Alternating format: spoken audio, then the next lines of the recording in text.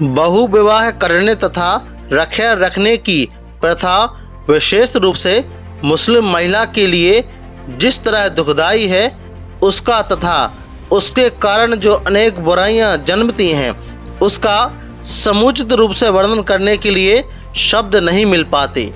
यह सच है कि बहु विवाह और रखेले रखने की स्वीकृति के बावजूद किसी को यह नहीं सोच लेना चाहिए कि मुसलमानों में आम तौर पर ऐसा होता है, और यह तथ्य तो बना ही रहता है कि ऐसे विशेषाधिकार हैं जिनका आसानी से दुरुपयोग करते हुए कोई भी मुसलमान अपनी पत्नी के जीवन में दुखों और संकटों का विष घोल सकता है। मुस्लिम महिला की जीवन की यह असुरक्षा उस समय और अधिक बढ़ जाती है जब उसके पति को बहु विवाह करने और रखेल रखने का कानून अधिकार प्राप्त हो जाता है। इस्लाम ने महिला पर हीनता की मोहर लगा दी है तथा सामाजिक प्रथाओं को धर्म की स्वीकृति देकर उसे आत्म अभिव्यक्ति और व्यक्तित्व के विकास में सभी अवसरों से वंचित कर दिया। एवरीवन, जय भीम, नमो बुद्धाय। स्वागत है आप सभी का ट्रुथ लिटरेचर में। और आज की वीडियो में हम देखेंगे मुस्लिम महिलाओं की स्थिति मुस्लिम धर्म में। तो आइए शुरुआत करते हैं। और यह जो रेफरेंस है मैं देना चाहूँगा इस किताब का, थॉट्स ऑफ पाकिस्तान, जो कि डॉक्टर बाबा साहब अम्बेडकर की वॉल्यूम एंड स्पीच में 15 नंबर का स्पीच है। हिंदी में आप देखेंगे। तो आइए शुरुआत करते हैं। और क्या लिखते हैं डॉक्टर बाबा साहब अम्बेडकर मुस्लिम महिलाओं की स्थिति के बारे में। तो शुरुआत करते हैं। बोलते हैं, हिंदू समाज के दोषों को व्यक्त करने वाली सामाजिक बुराइयां सर्वविदित हैं। मिस मियो द्वारा प्रकाशित मदर इंडिया में इन बुराइयों का विस्तार से विवेचन किया गया है, परंतु मदर इंडिया ने जहां इन बुराइयों को उजागर करने के स्वदेश कार्य किया है और इसके प्रवर्तकों को विश्व न्याय मंच के सामने अपने पापों का उत्तर देने के लिए आहूत किया है, उससे दुर्भाग्यवश विश्व में यह धारणा भी बनी है कि जबकि हिंदू इन सामाजिक बुराइयों की कीचड़ में फंसकर पतोन्मुख हो रहे हैं, वहाँ भारतीय मुसलमान उनसे मुक्त हैं और हिंदुओं की तुलना में अधिक प्रगतिशील हैं। ऐसी धारणा का बनाना उन लोगों के लिए आश्चर्यजनक ही है जो भारत में मुस्लिम समाज को बहुत पास से जानते हैं। कोई भी यह प्रश्न पूछ सकता है कि क्या कोई ऐसी बुराई है जो हिंदुओं में ना हो लेकिन मुसलमानों में नहीं पाई जाती है। तो यहाँ पर बाबा साहब अम्बेडकर हिंदू धर्म को डिफेंड नहीं कर रहे हैं, बल्कि मुस्लिम धर्म में भी वही बात बता रहे हैं कि यहाँ भी दिक्कत है। क्या बोलते हैं कि बाल विवाह को ही लें। अखिल भारतीय महिला सम्मेलन ऑल इंडिया वुमेन्स कॉन्फ्रेंस द्वारा गठित बाल विवाह विरोधी समिति ने एक समाचार बुलेटिन प्रकाशित किया, जिसमें देश के विभिन्न समुदायों में प्रचलित बाल विवाह की स्थिति का विस्तार से ब्यौरा दिया गया है। 1931 की जनगणना रिपोर्ट से जो आंकड़े लिए गए हैं वे यहाँ प्रस्तुत हैं। तो यहाँ पर बाबा साहब अम्बेडकर रेफरेंस भी दे रहे हैं कि जो तालिका है, तो इस आप तालिका को आप देख सकते हो, आप स्क्रीनशॉट लेकर। तो अब यहाँ पर बाबा साहब अम्बेडकर सवाल पूछ रहे हैं कि क्या बाल विवाह की दृष्टि से मुसलमानों की स्थिति हिंदुओं से बेहतर मानी जा सकती है। ये बाबा साहब अम्बेडकर बोल रहे हैं। महिलाओं की स्थिति को लीजिए। मुसलमान इस बात पर जोर देते हैं कि मुस्लिम महिलाओं को मिले कानूनी अधिकार अन्य महिलाओं उदाहरणार्थ हिंदू महिलाओं को प्राप्त अधिकारों की तुलना में अधिक आज़ादी सुनिश्चित करते हैं, और वे कतिपय पाश्चात्य देशों की महिलाओं को प्रदत्त अधिकारों की तुलना में अधिक है। यह दावा मुस्लिम कानून के कुछ प्रावधानों को लेकर किया जाता है। सर्वप्रथम यह कहा जाता है कि मुस्लिम कानून में विवाह के लिए कोई आयु सीमा निर्धारित नहीं की गई है और लड़की के इस अधिकार को मान्यता दी गई है कि वह किसी भी समय विवाह कर सकती है। फिर उस स्थिति के अलावा जबकि विवाह पिता और पितामह ने कराया है, बाल्य अवस्था में अन्य विवाहित मुस्लिम लड़की यौन अवस्था प्राप्त कर लेने पर अपने विवाह का परित्याग कर सकती है। दूसरे, यह विश्वास किया जाता है कि मुसलमानों में विवाह एक अनुबंध है। अनुबंध होने के कारण पति अपनी पत्नी को तलाक दे सकता है। मुस्लिम कानून ने पत्नी को भी पर्याप्त संरक्षण प्रदान किया है। यदि उसका उपयोग करें तो तलाक के मामले में पुरुष की बराबरी कर सकती है। यह दावा किया जाता है कि मुस्लिम कानून के तहत विवाह के समय कतिपय मामलों में विवाह के बाद पत्नी ऐसा अनुबंध कर सकती है। इसके द्वारा वह कतिपय परिस्थितियों के तहत तलाक हासिल कर सकती है। तीसरे, मुस्लिम कानून में यह व्यवस्था है कि पत्नी अपने पति को समर्पित करने एवज में धन अथवा संपत्ति से मांग सकती है, जिसे उसके मेहर के तौर पर जाना जाता है। मेहर एक प्रकार का दहेज निर्धारित विवाह के बाद भी किया जा सकता है। यदि कोई राशि निर्धारित नहीं की गई है तो भी पत्नी सुनिश्चित मेहर की हकदार है। मेहर की राशि को सामान्यतः 2 भागों में विभाजित किया जाता है। इसमें एक को फौरी कहा जाता है, जो मांग करने का तुरंत देय होती है, और दूसरी मुद्दती, जो मृत्यु अथवा तलाक से शादी के टूटने पर देय होती है। मेहर के लिए पत्नी का दावा पति की संपत्ति पर एक प्रकार का ऋण माना जाता है। उसका अपने मेहर पर पूर्ण अधिकार होता है, जिसका मकसद उसे आर्थिक स्वतंत्रता प्रदान करना है। वह अपनी इच्छानुसार उक्त मेहर का परित्याग कर सकती है अथवा उनकी आय को विनियोजित कर सकती है।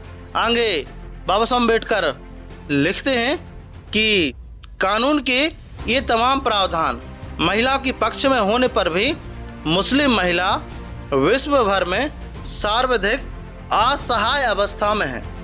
मिस्र के एक मुस्लिम नेता के शब्दों में, इस्लाम ने महिला पर हीनता की मोहर लगा दी है तथा सामाजिक प्रथाओं को धर्म की स्वीकृति देकर उसे आत्म अभिव्यक्ति व्यक्तित्व के विकास में सभी अवसरों से वंचित कर दिया है। किसी भी मुस्लिम लड़की को अपने विवाह को अमान्य करने का साहस नहीं है। यद्यपि इस आधार पर उसे छूट हो सकती है कि वह नाबालिग थी और यह विवाह उसके माता पिता से नहीं अन्य लोगों ने कराया था। कोई भी मुस्लिम पत्नी यह उचित नहीं समझेगी कि उसके निकाह के अनुबंध में यह धारा भी शामिल की जाए। उसे तलाक लेने का अधिकार है। ऐसे में उसका प्रारब्ध यही होगा कि एक बार का निकाह है, हमेशा के लिए निकाह है। वैवाहिक अनुबंध कैसा भी क्लेशपद क्यों ना हो, विवाह के बंधन से वह बच नहीं सकती, विवाह को अमान्य नहीं कर सकती, जबकि पति को बिना कोई कारण दर्शाए ऐसा करने की हमेशा छूट है।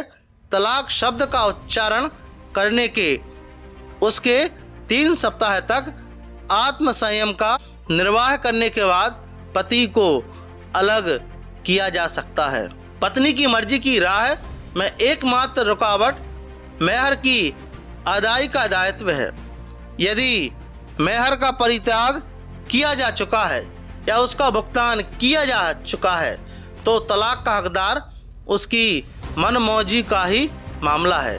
तलाक के मामले में ऐसी उदारता की वह अनुभूति नष्ट हो जाती है जो महिला के पूर्णतः मुक्त और सुखद जीवन की परम आवश्यक आधारशिला है। मुस्लिम महिला की जीवन की यह असुरक्षा उस समय और अधिक बढ़ जाती है जब उसके पति को बहु विवाह करने और रखेल रखने का कानून अधिकार प्राप्त हो जाता है। मुस्लिम कानूनों को 4 महिलाओं से एक समय पर विवाह करने की अनुमति देता है।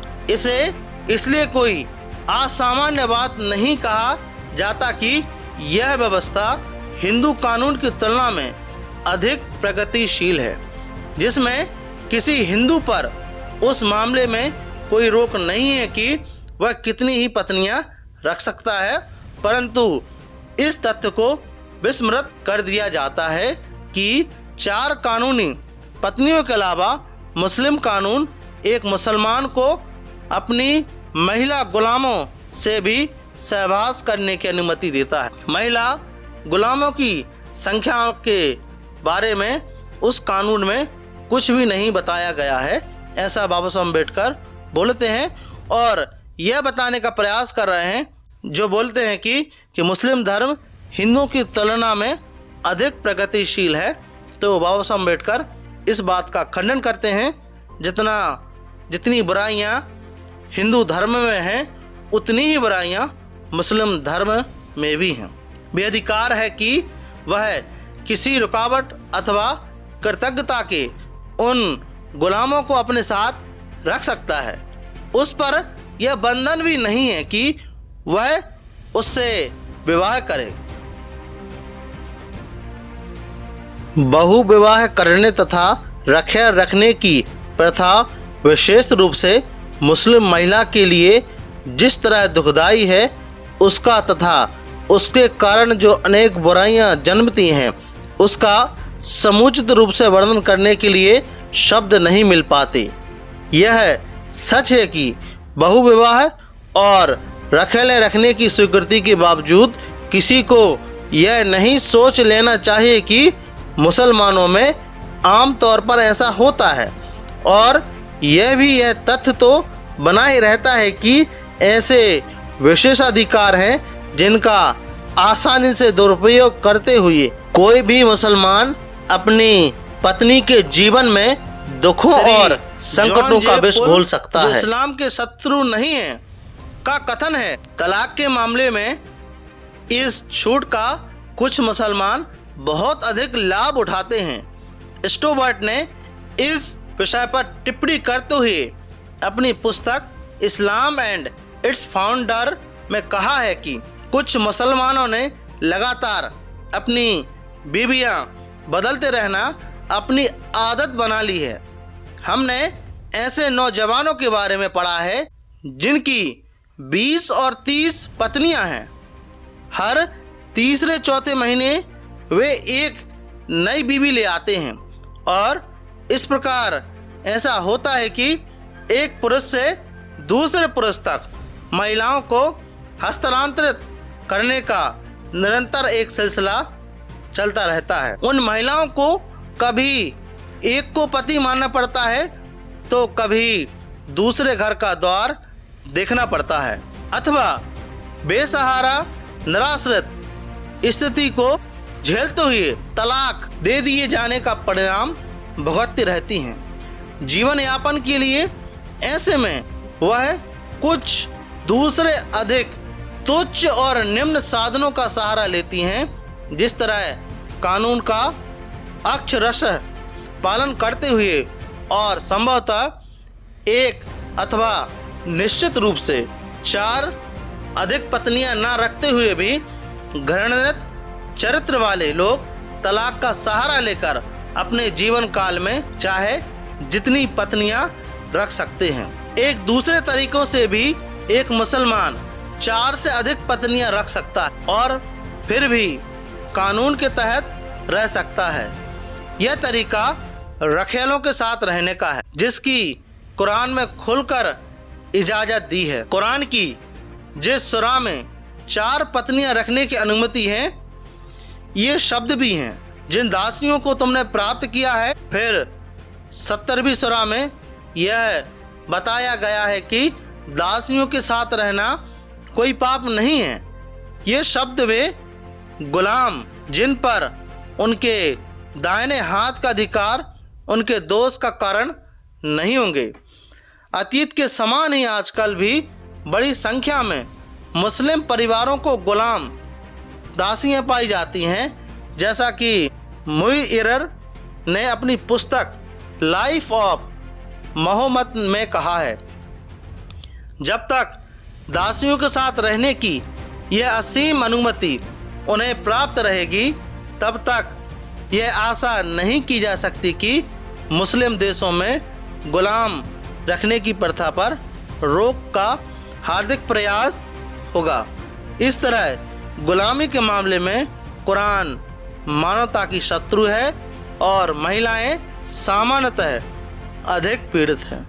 तो यह विचार डॉक्टर बाबा साहब अम्बेडकर के महिलाओं की स्थिति में थे कि किस प्रकार से मुस्लिम धर्म में भी महिलाओं की स्थिति दयनीय है। जिस प्रकार हिंदू धर्म में है, ब्राह्मण धर्म में है स्थिति है, तो धर्मों के मामले में महिलाओं की स्थिति बहुत ही ज़्यादा खराब है। तो आपका इस वीडियो के बारे में क्या विचार है, इस थॉट्स के बारे में कृपया हमें कमेंट बॉक्स में ज़रूर बताएं। और यदि आप ट्रुथ लिटरेचर पर नए हो तो ट्रुथ लिटरेचर को आप सब्सक्राइब जरूर करें, साथ ही साथ हमारी वीडियोस को शेयर जरूर करें। मिलते हैं फिर इसी प्रकार की अन्य वीडियो के साथ में। जय भीम, जय भारत।